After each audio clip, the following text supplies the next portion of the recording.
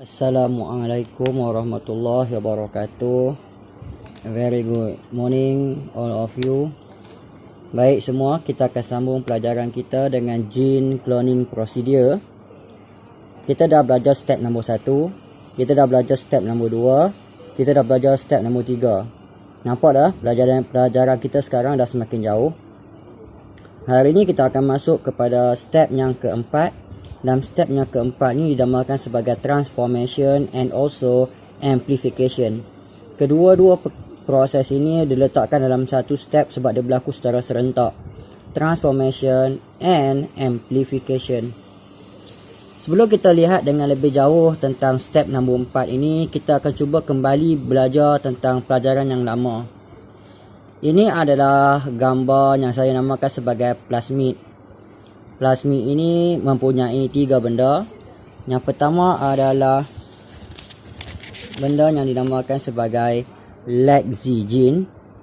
Yang kedua adalah antibiotic resistant gene. Yang ketiga adalah origin of replication. Semasa step yang kedua iaitu cut, ada satu potongan telah dibuat pada LAGZ gene dan LAGZ gene ini terbuka. Apabila LAGZ gene terbuka, maka masuklah target DNA di dalamnya. Pada satu ketika, kadang-kadang target DNA tidak dapat masuk dengan baik, maka LAGZ gene kembali bercantum. Maka apa yang berlaku kepada plasmid tersebut, dia akan membentuk non-recombinant DNA. Yang kedua, plasmid itu terbuka apabila cut by using restriction enzyme. Once it cut, maka masuklah target DNA. So target DNA masuk. Ini target DNA. Apabila target DNA masuk, the target DNA and also the plasmid seal by using DNA ligase.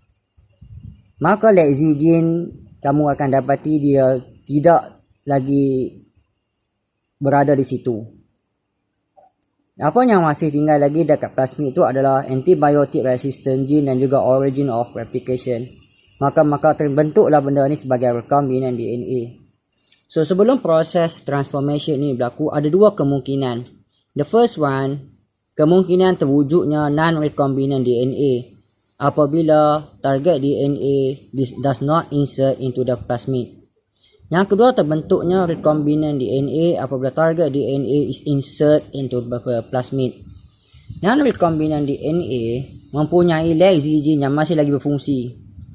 Berbeza dengan recombinant DNA, the LAGZ gene is disrupted, tak dapat lagi berfungsi dengan baik.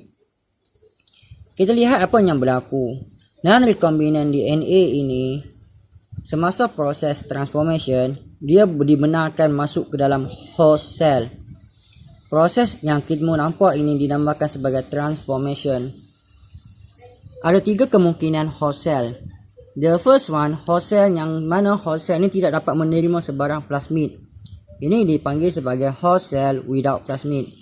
Ada kemungkinan host cell yang kedua. Host cell yang kedua ni adalah host cell that take up the non-recombinant plasmid. Proses di mana host cell take up the non-recombinant plasmid ia dinamakan sebagai transformation. Ada kemungkinan host cell yang ketiga. Host cell able to take up recombinant plasmid. Ini kemungkinan host cell yang ketiga. So host cell ini mempunyai recombinant DNA. Host cell ini mempunyai non-recombinant DNA. Host cell ini tanpa sebarang plasmid. Host cell is allowed to be culture.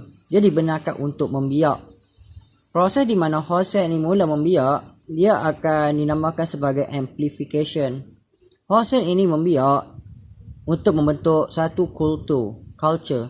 Sepanjang host cell ini membiak, recombinant plasmid boleh juga replicate secara bebas. So the host cell undergo amplification to form the culture. And the host cell with the recombinant DNA also amplify to form the culture. So dalam satu petri dish kita akan nampak banyak culture. So apa yang berlaku yang kita kena faham dalam proses transformation and also amplification ini adalah some host cell take up the recombinant DNA. Ini adalah plasmid yang kita nak. Dan proses ini dinamakan sebagai transformation. And then what happened to the host cell? The host cell amplify into the colony to form the colony. When the host cell amplify to form the colony, the recombinant DNA also replicate freely in the host cell. The recombinant DNA also replicate freely in the host cell. Sepanjang dia membiak, recombinant DNA ni juga membiak, replicate. Bagaimana recombinant DNA ni boleh replicate? Sebab dia mempunyai kehadiran origin of replication. Origin of replication membenarkan replication itu berlaku secara bebas di dalam host cell. Mari kita ulang balik apa yang berlaku semasa transformation and also amplification. This is our desired recombinant DNA. Kenapa kita nak benda ni? Sebab dia membawa target DNA di mana ada karakter yang kita perlukan. Apabila recombinant DNA ini mempunyai target DNA, maka LEGZ gene is disrupted. The recombinant DNA is taken up by the host cell. Host cell ambil recombinant DNA kita ni, take up by the host cell by transformation. Apabila host cell ini mengambil kita punya recombinant DNA, maka host cell ini akan mula berfungsi sebagai satu bentuk sel yang membawa kita punya karakter yang kita inginkan. Host cell ini bukan semua host cell kita boleh pilih. Kita perlu pilih host cell dengan ciri-ciri tertentu. Contoh host cell yang ciri yang kita nak adalah host cell ini adalah satu host cell yang stabil. Yang kedua, host cell ini mestilah sangat sensitif dengan antibiotik. Dan yang ketiga, host cell ini mesti boleh express the desired gene. Nampak tak 3 ciri host cell yang saya sebut tadi tu? Host cell boleh kita ambil daripada bakteria yang sama. Host cell juga kita boleh ambil daripada bakteria yang lain. Baik, apabila host cell ini mengambil recombinant DNA yang kita inginkan, the host cell undergo amplification. The host cell is undergo the amplification to form the culture. In the culture, they have a lot of colony. So they have a lot of colony of the host cell with the recombinant DNA. Koloni-koloni ini kita akan tengok yang manakah koloni yang akan membawa desired gene kita nanti. So saya ulang balik pelajaran kita hari ini. The recombinant DNA take up by the host cell by the process of transformation. The host cell amplify to form the colony in the culture. Once the host cell multiply, the recombinant DNA also replicate freely in the host cell.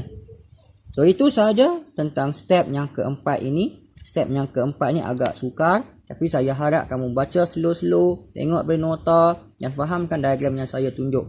Ada 2 kemungkinan bentuk plasmid, iaitu non-recombinant DNA. Yang kedua adalah recombinant DNA.